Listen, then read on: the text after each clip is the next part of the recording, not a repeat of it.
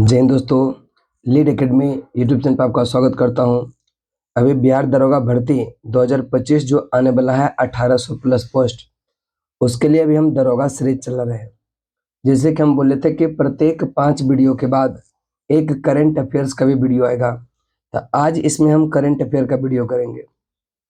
फिर कल से आपका हिस्ट्री चलेगा। इस प्रकार से current, history, polity, geography, science सारा हम कवर करवाएंगे। वीडियो देखिए पूरा, अच्छा लगे चैनल को जरूर सब्सक्राइब कीजिएगा। और इसका पीडीएफ प्राप्त करना हो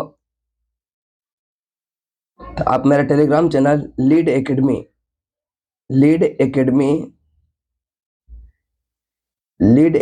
पटना को सर्च करें, पीडीएफ मिल जाएगा। अगर आप पटना में रहते हैं और दरोगा की तैयारी करते हैं, अगर आप मेरे से पढ़ना चाहते हैं, ऑफलाइन मेरा बैच चलता है। यहाँ पर लुसेंट, घटना चक्र, एनसीईआरटी, करंट अफेयर, ये तमाम सब्जेक्ट आपका चलता है। जो करना चाहते हैं आप इस नंबर पर कांटेक्ट कर सकते हैं। बैच के बारे में पूरा डिटेल जानकारी आपको मिल जाएगा। 6200598775 इस पर कांटेक्ट करेंगे, सारा आपको जानकारी उपलब्ध करा दिया जाएगा। आज हम लोग करंट अफेयर में देखेंगे प्रतियोगिता दर्पण को, ठीक है। और अभी देखिएगा, हाल ही में जम्मू कश्मीर में चुनाव हुआ था, यानी कि 370 जो है हटने के बाद पहली बार वहां पर चुनाव कराया गया। जम्मू कश्मीर नेशनल कॉन्फ्रेंस के उम्मीदवार जिसका नाम है उमर अब्दुल्ला, केंद्र शासित प्रदेश जम्मू कश्मीर के पहले मुख्यमंत्री बने। ध्यान रखिएगा, जम्मू कश्मीर की हम बात नहीं, अब जम्मू कश्मीर पहले राज्य था, अब केंद्र शासित प्रदेश। जब से यह केंद्र शासित प्रदेश बना तब से अभी तक चुनाव नहीं हुआ था। इस बार चुनाव हुआ टोटल 90 सीटों पर, और 90 सीटों में जम्मू कश्मीर नेशनल कॉन्फ्रेंस को 42 सीटें हासिल हुआ। 6 कांग्रेस और 1 माकपा, यानी कि टोटल 49 सीटों का योगदान मिला अन्य पार्टियों के द्वारा, और उसके बाद बहुमत साबित हुआ और वहां के मुख्यमंत्री बन गए कौन? उमर अब्दुल्ला, ठीक है। देखिएगा, उमर अब्दुल्ला का अगर पार्टी का संबंध पूछेगा, Jammu Kashmir national conference 42 seat यह जीता इन्होंने। उसके बाद जो है श्रीनगर, क्रेकिया श्रीनगर में डल झील के किनारे शेर ए कश्मीर इंटरनेशनल कन्वेंशन सेंटर में इसको गठबंधन के नेताओं की मौजूदगी में शपथ ग्रहण किया। देखिएगा, यह जम्मू कश्मीर के पहले मुख्यमंत्री थे गुलाम मोहम्मद साहिद, और यह कांग्रेस पार्टी से थे। जब से यह केंद्र शासित प्रदेश बना तब का जो है पहला मुख्यमंत्री बन गया उमर अब्दुल्ला। ध्यान में रखिएगा, उमर अब्दुल्ला, ठीक है। इसके बाद अगला पॉइंट पर चलते हैं।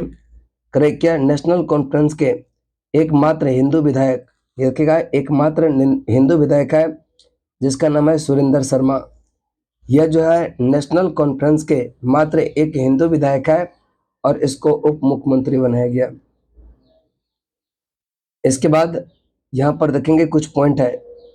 अनुच्छेद 370 के हटने के पश्चात केंद्र शासित प्रदेश जम्मू कश्मीर में पहली बार मुख्यमंत्री और अन्य मंत्रियों ने कार्यभार संभालने से पूर्व भारतीय संविधान की शपथ ली। इससे पूर्व जम्मू कश्मीर का संविधान व ध्वज अलग होने के कारण मंत्रिपरिषद द्वारा राज्य संविधान की जो है शपथ भी लिया जाता था। अब देखिएगा, हरियाणा की बात करेंगे, यहाँ पर जम्मू कश्मीर से 2-3 पॉइंट याद रखना है। 370 हटने के बाद पहली बार टोटल 90 सीटों पर चुनाव हुआ, मुख्यमंत्री बना है उमर अब्दुल्ला, और यह टोटल 42 सीट जीता है। इसका पार्टी है जम्मू कश्मीर नेशनल कॉन्फ्रेंस, और उप मुख्यमंत्री बने हैं सुरेंद्र शर्मा। इतना ही याद रखिएगा। हरियाणा में लगातार तीसरी बार भाजपा सरकार। हरियाणा में भी विधानसभा का सीट कितना है? 90। ध्यान में रखिएगा, जो विधानसभा सीट देखते हैं एग्जाम में क्वेश्चन पूछा जाता है, जहां पर हाल ही में चुनाव हुआ रहा था वहां का विधानसभा सीट पूछा जाता। तो अभी एक तो आपका जम्मू कश्मीर में 90 सीट पर, हरियाणा में भी 90 सीट पर चुनाव संपन्न हुआ, और हरियाणा के मुख्यमंत्री बने हैं नायब सिंह सैनी। देखिए, यह नायब सिंह सैनी का फोटो है। भारतीय जनता पार्टी यानी कि बीजेपी से है कौन? नायब सिंह सैनी, और यह हरियाणा के क्या बने? मुख्यमंत्री बने हैं।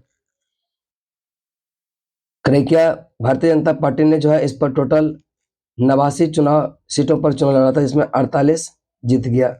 चूंकि 90 था, अब 48 बहुमत से भी ज्यादा है। अकेले सरकार वहां पर गठित कर लिया। किसने? भाजपा ने।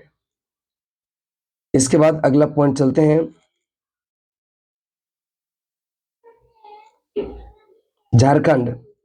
अब तो झारखंड में चुनाव हो चुका, महाराष्ट्र में भी चुनाव हो गया। यह कि महाराष्ट्र में 288 सीटें हैं और झारखंड में 81 सीटों पर चुनाव हुआ। आप लोग ये कमेंट करके बताएंगे कि महाराष्ट्र में मुख्यमंत्री जो बना है किसको, और झारखंड में मुख्यमंत्री कौन बना है। कमेंट में जरूर कीजिएगा, बड़ी चर्चा में चल रहा है। ठीक है। इसके बाद 25 मार्च 1971 के बाद बांग्लादेश से असम आए सभी प्रवासी अवैध। सर्वोच्च न्यायालय का फैसला। सर्वोच्च न्यायालय ने फैसला दिया कि 25 मार्च 1971 के बाद जो भी बांग्लादेशी भारत में प्रवेश किए हैं, असम प्रांत में प्रवेश किए हैं, उसको अवैध घोषित कर दिया। करे कि एक धारा जो यह नागरिकता संशोधन अधिनियम 1955 आया था, उसमें एक धारा 6A जोड़ा गया था। उसमें प्रावधान था कि 1 जनवरी 1966 से 25 मार्च 1971 के बीच जो भी बांग्लादेशी अगर भारत में असम प्रांत में प्रवेश कर गया है, उसको पंजीकरण के माध्यम से, रजिस्ट्रेशन के माध्यम से नागरिकता प्रदान किया जाएगा। लेकिन इसके बाद जो कट ऑफ लाइन है यह 25 मार्च 1971, इसके बाद जो भी आएगा उसको अवैध घोषित कर दिया है। किसने? सुप्रीम कोर्ट ने। बस इतना ही इसमें है। इसके बाद जो है अगला देखिएगा, करे कि 5 और शास्त्रीय भाषा का दर्जा मिला। पहले याद रखिएगा 6 था और अब हो गया 5 और हो गया टोटल कितना? 11। यानी कि 11 भाषा को शास्त्रीय भाषा का दर्जा यह दे दिया गया। अब देखिएगा शास्त्रीय भाषा के रूप में भाषाओं की एक नई श्रेणी बनाने की निर्णय सरकार ने अक्टूबर 2004 में किया था। इसके तहत मानदंडों को भी निर्धारित किए थे। तदनुरूप तमिल 2004 में शास्त्रीय भाषा यह दर्जा जो है प्राप्त किया था। तमिल पाने वाली यानी कि पहला जो यह शास्त्रीय भाषा का दर्जा पाने वाला भाषा था वह तमिल भाषा था। बाद में संस्कृत को 2005 में, तेलुगु कन्नड़ को 2008 में, मलयालम को 2013 में, उड़िया को 2014 में। अब 2014 के बाद किसी भी भाषा को शास्त्रीय भाषा का दर्जा नहीं मिला। 10 साल के बाद अब 2024 में 5 और भाषा, वह 5 भाषा कौन कौन सा है देखिएगा। तमिल 2004 में, संस्कृत 2005 में, तेलुगु 2008 में, कन्नड़ 2008, मलयालम 2013, उड़िया 2014। अब देखिएगा मराठी, पाली, प्राकृत, असमिया और बंगाली सबको 2024 में 4 अक्टूबर को मिला है। अब देखिएगा शास्त्रीय भाषा का दर्जा प्राप्त भाषाओं के लिए राष्ट्रीय पुरस्कार की स्थापना सरकार द्वारा पूर्व वर्षों में की गई है तथा विश्वविद्यालयों में पीठ की स्थापना भी करने की संतुति रहती है। इन भाषाओं के प्रचार प्रसार के लिए केंद्र भी स्थापित किए गए हैं। किसी भाषा के शास्त्रीय भाषा के रूप में मान्यता देने के लिए उसकी उत्पत्ति प्राचीन होनी चाहिए। अब देखिएगा शास्त्रीय भाषा का दर्जा आखिर किस भाषा को देंगे, उसकी उत्पत्ति कहता है कि प्राचीन होनी चाहिए, जो आमतौर पर कई सौ या हजार वर्ष पुरानी हो, जिसका एक स्थापित इतिहास हो। उस भाषा में सांस्कृतिक रूप से महत्वपूर्ण उच्च मूल्य प्राप्त प्राचीन साहित्य का विशाल और समृद्ध भंडार हो। भाषा उस क्षेत्र के संस्कृति और परंपरा पर महत्वपूर्ण प्रभाव पड़ा हो तथा वह भाषा किसी अन्य विद्यमान भाषा का व्युत्पन्न आधुनिक रूप नहीं होनी चाहिए। इसकी जो है एक अपनी स्वतंत्र और अद्वितीय संरचना होनी चाहिए। ऐसे भाषा को क्या होता? शास्त्रीय भाषा को दर्जा दिया जाता। जेलों में जाति के आधार पर कैदियों में जो है नाम, एक काम होगा यहाँ पर, नाम गलत टाइपिंग हो गया है, काम का बंटवारा असंवैधानिक। सर्वोच्च न्यायालय का फैसला करे कि देखिए जाति के आधार पर अगर काम का बंटवारा जेल में करते हैं, क्योंकि जाति के आधार पर भेदभाव करना किसी के साथ गलत है, यह संविधान में असंवैधानिक घोषित कर दिया गया है। लेकिन कहता है कि जेल में अभी भी ऐसा भेदभाव देखने को मिल रहा था। तो इसमें जो है क्या 3 अक्टूबर 2024 को मुख्य न्यायाधीश न्यायमूर्ति DY चंद्रचूड़, न्यायमूर्ति JB पाडेवाला और न्यायमूर्ति मनोज मिश्रा की पीठ ने अपने इस फैसले में कहा कि जाति के आधार पर भेदभाव छुआछूत समाप्त हो चुके हैं, परंतु आश्चर्य की बात है कि जेल के मैनुअल्स में अभी भी यह शामिल है। जेल में जाति के आधार पर कैदियों के बीच काम का बंटवारा करने पर चिंता व्यक्त करते हुए ऐसे नियमों को संविधान के अनुच्छेद 14, 15, 17, 21 का क और 23 का उल्लंघन सर्वोच्च न्यायालय ने बताया। न्यायालय ने कहा कि हाशिए पर पड़े लोगों को सफाई करने, झाड़ू लगाने जैसे काम सौंपना, ऊंची जाति के कैदियों को खाना पकाने का काम सौंपना संविधान के अनुच्छेद 15 का उल्लंघन करता है और इस आधार पर उसको सर्वोच्च न्यायालय ने असंवैधानिक करार दे दिया और राज्य के जेल मैनुअल्स के जाति के आधारित प्रावधानों को रद्द करते हुए सभी राज्यों को फैसले के अनुरूप 3 माह के अंदर बदलाव निर्देश शीर्ष अदालत ने दिया कि 3 महीना में यह बदलाव जो आप लोग कर रहे हैं जाति के साथ भेदभाव, उस पर बदलाव होने चाहिए। इसके बाद सर्वोच्च न्यायालय के महत्वपूर्ण ऐतिहासिक फैसले के सारांश को पढ़ने और समझने के लिए एक नया वेब पेज जारी किया। अब देखिए, सुप्रीम कोर्ट का कोई भी ऐतिहासिक फैसला आता तो बहुत लंबा चौड़ा उसका बहुत सारा पेज होता, उसमें आम आदमी को समझ में आता ही नहीं है कि आखिर यह किसका या किस मुद्दे की बात करता, कोई उस फैसले को पढ़ते ही नहीं है। उसके लिए वेब पेज जारी किया जो इम्पोर्टेंट फैक्ट होगा उस पर दिया जाएगा। इस वेब पेज का नाम है लैंडमार्क जजमेंट समरीज। ठीक है, ये देखिएगा लैंडमार्क जजमेंट समरीज, और यह वेब पेज किसने लॉन्च किया? Supreme court. नागरिकों को यह जो है जानकार बनाना, कानून के प्रति जागरूकता को बढ़ाना, इसी उद्देश्य से लैंडमार्क जजमेंट यह समरीज जो है लॉन्च किया है। आगे चलते हैं। अब देखिएगा धरती अब्बा, यह जनजातीय ग्राम उत्कर्ष अभियान।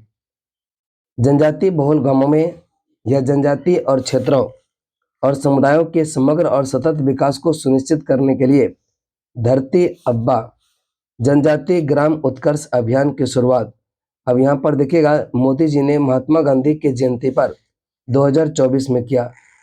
यह देखिएगा यह बिरसा मुंडा के जन्म पर नहीं हुआ है, ध्यान में रखेगा। किसके जयंती पर? यह महात्मा गांधी की जयंती पर 2 अक्टूबर को। कहां से किया?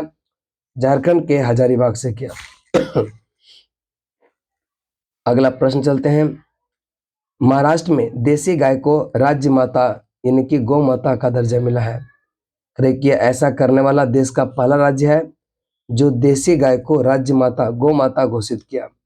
इसके बारे में शासनादेश 30 सितंबर 2024 को जारी किया और कि इसके साथ ही गौशालाओं में पलने वाली गायों के लिए 50 रुपये प्रति गाय अनुदान देने का निर्णय भी राज्य मंत्रिमंडल ने लिया। गाय को राज्य माता घोषित करने वाला पहला राज्य हो गया महाराष्ट्र। चलिए इसके बाद चलते हैं अंतर्राष्ट्रीय। अब देखिएगा संघाई सहयोग संगठन, इसका मतलब है एससीओ। एससीओ समिट जो यह 10 सदस्यीय संघाई सहयोग है, इसका जो इस बार बैठक हुआ किम्मा संस्करण था, पहले इसको दिमाग में रखिएगा कि एससीओ का 23वां संस्करण पाकिस्तान के इस्लामाबाद में।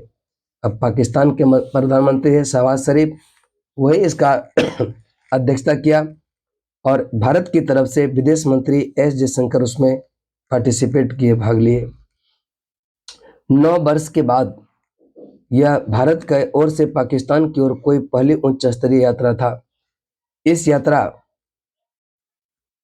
यात्रा के दौरान द्विपक्षीय वार्ता की संभावना से विदेश मंत्री ने यात्रा से पूर्व ही इनकार कर दिया कि वहां पर जाएंगे हम सही, लेकिन कोई भी द्विपक्षीय वार्ता हम उससे नहीं करेंगे।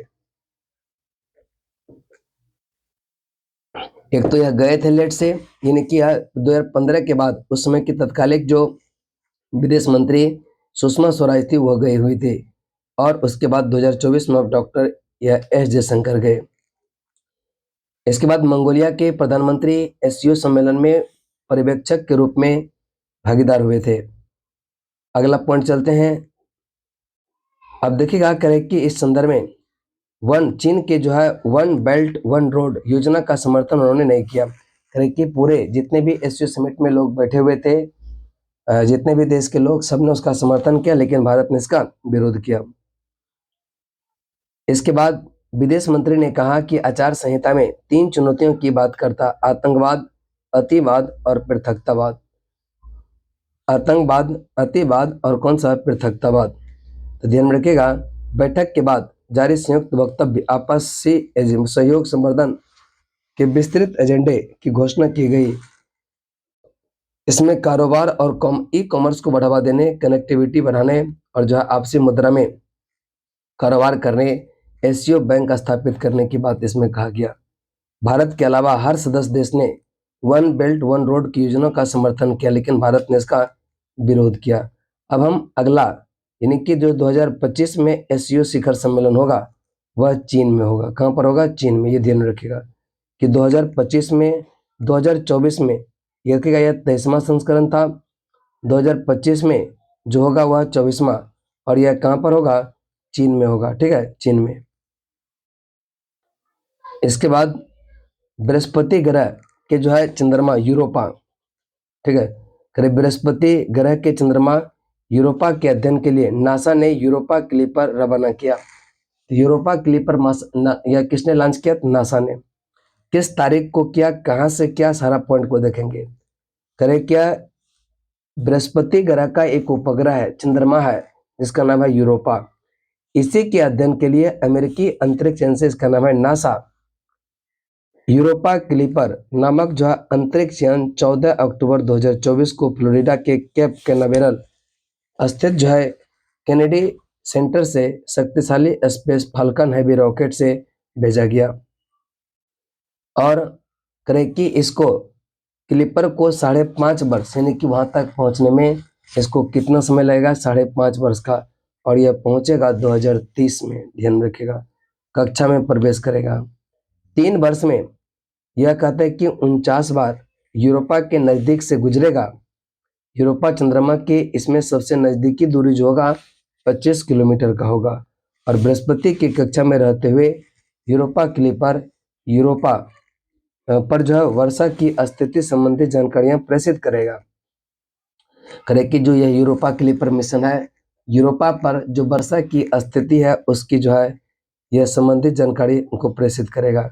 उल्लेखनीय कि बृहस्पति ग्रह को के ज्ञात चंद्रमाओं की संख्या है 95। ये भी एक पॉइंट याद रखेगा कि वर्तमान में बृहस्पति ग्रह का जो उपग्रह की संख्या है, चंद्रमा की संख्या है 95 है। हालांकि जब भी एग्जाम देने जाए एक आपका शनि का और एक बृहस्पति का, ज्यादा घटते बढ़ते रहता है, इसको आप देख करके जाएंगे। 2026 के ग्लासगो, ये देखेगा, राष्ट्रमंडल खेलों में खेलों की संख्या घटा करके 10 रह गया। कि 23वां राष्ट्रमंडल खेल का आयोजन होना था ऑस्ट्रेलिया में, लेकिन कहता है कि खर्चा ज्यादा आएगा, इसलिए ने सुबह इसको जो है कार्यभार संभालने के लिए क्या कर दिया? मना कर दिया।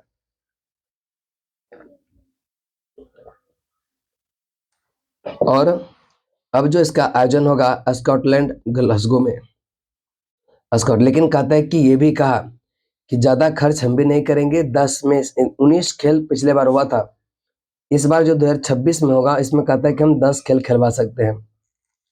कम खर्च परिचालन संबंधी कारणों का हवाला देते हुए केवल 10 खेल इन खेलों में आयोजकों ने जो है शामिल किया।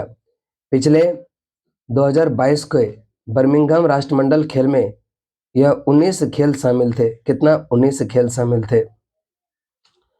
जिन 9 खेल को ग्लासगो खेल से बाहर कर दिया, इसमें आपका जिसमें भारत का पदक ज्यादा आता था उसी खेल को यहाँ पर बाहर कर दिया। हॉकी, बैडमिंटन, कुश्ती, क्रिकेट, टेबल टेनिस, स्क्वैश, ट्रैकथॉन, ये सब को क्या कर दिया? खेल से बाहर कर दिया।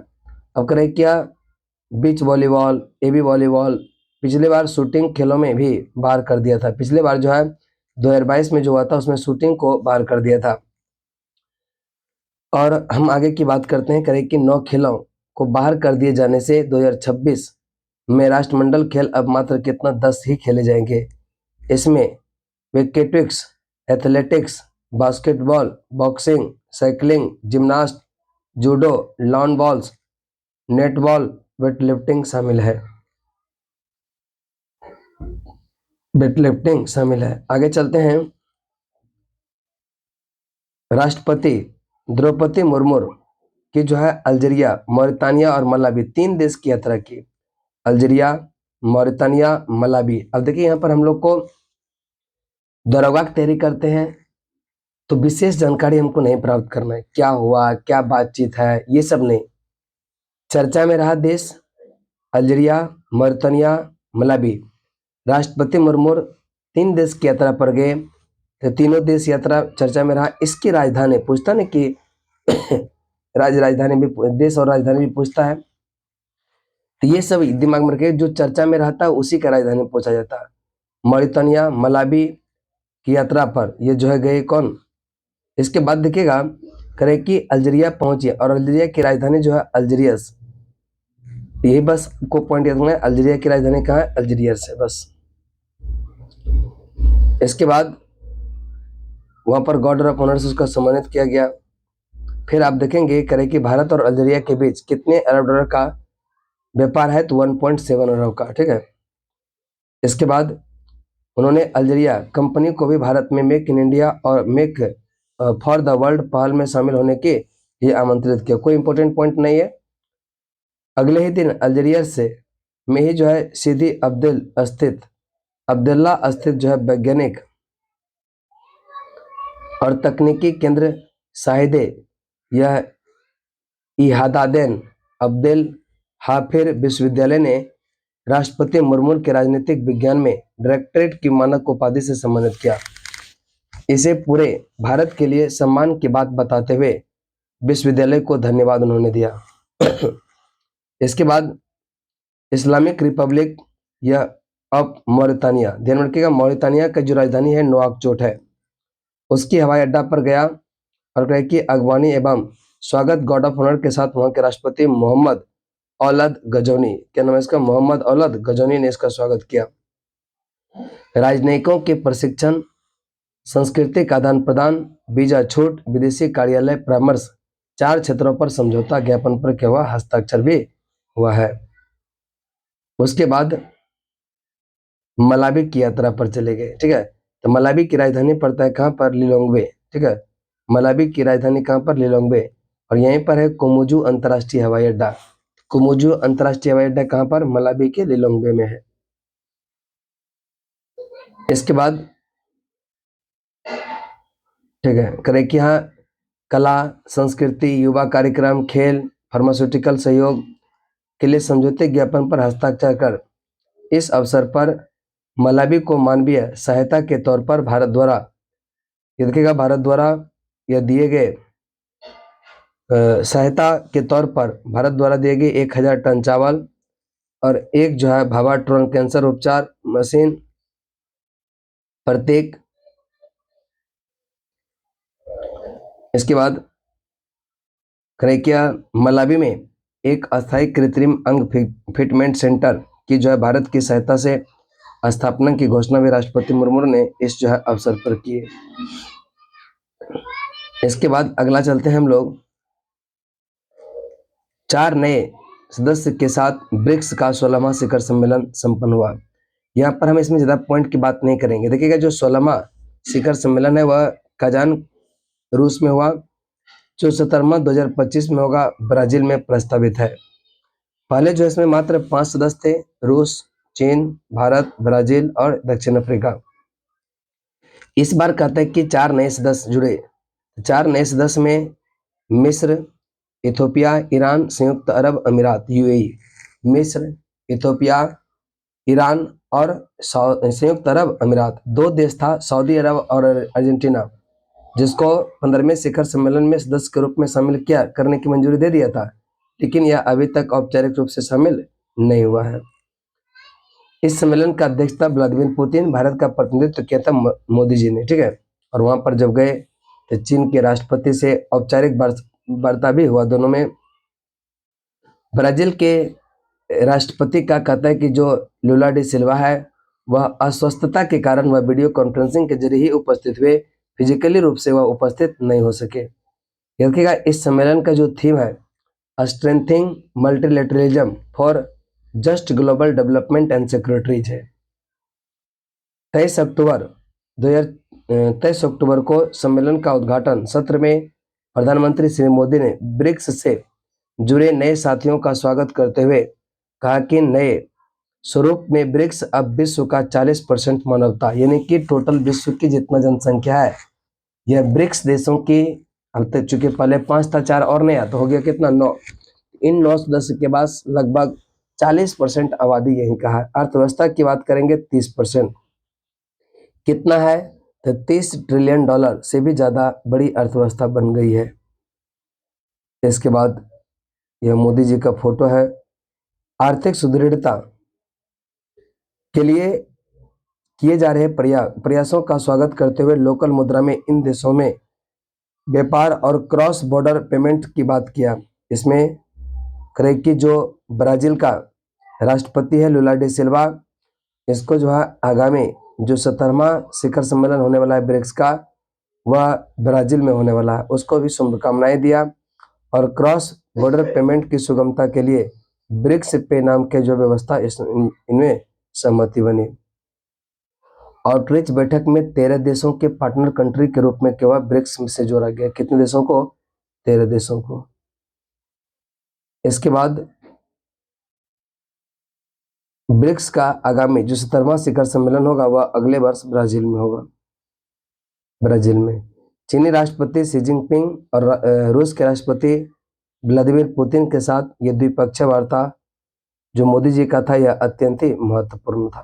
ठीक है, अब देखिएगा 5 वर्ष के अंतराल के पश्चात भारत चीन शिखर वार्ता पूर्वी लद्दाख में सेना की 2020 से पूर्व की स्थिति बहाल, द्विपक्षीय संबंधों में केवल सुधार देखने की आशाएं हैं। रूस के कजान में ब्रिक्स के 16वें शिखर में भारत के प्रधानमंत्री मोदी जी और चीन के राष्ट्रपति शी जिनपिंग दोनों में द्विपक्षीय औपचारिक सम्मेलन में बातचीत हुआ। अब करें कि यहाँ जो 2022 से जो है स्थिति पहले था वैसा ही ये जो है फिर से बहाल करने का मोदी जी के यहाँ से जाने से पहले विक्रम मिश्री ने यह बता दिया था। इसके बाद जो है 5 वर्षों के अंतराल के पश्चात संपन्न हुई द्विपक्षीय वार्ता इस दृष्टि से अत्यंत महत्वपूर्ण रही। दोनों नेता सीमावर्ती क्षेत्रों में शांति और स्थिरता सुनिश्चित करने पर सहमत हुए। भारत चीन सीमा में 2020 में यह जो है उत्पन्न हुए तनाव के समाधान और डेमचौक और डेपसोंग इलाकों में चीनी सेनाओं की पूर्व जो है वापसी के लिए जो है दोनों देश पूर्व घोषित समझौतों पर क्या हुआ स्वागत किया। इसके बाद देखिएगा करें कि मोदी जी यानी कि इससे पहले 2019 में भारत के प्रधानमंत्री श्री मोदी चीन के राष्ट्रपति शी जिनपिंग के बीच 5 वर्ष के अंतराल के पश्चात यह औपचारिक वार्ता थी। दोनों नेताओं के बीच इससे पूर्व औपचारिक द्विपक्षीय वार्ता यह 2019 में भारत में जब वह आया था चेन्नई के निकट महाबलीपुरम में हुई थी। नवंबर 2019 में ब्राजीलिया में ब्रिक्स शिखर सम्मेलन के अवसर पर दोनों नेताओं ने में संक्षिप्त मुलाकातें किया था। इसके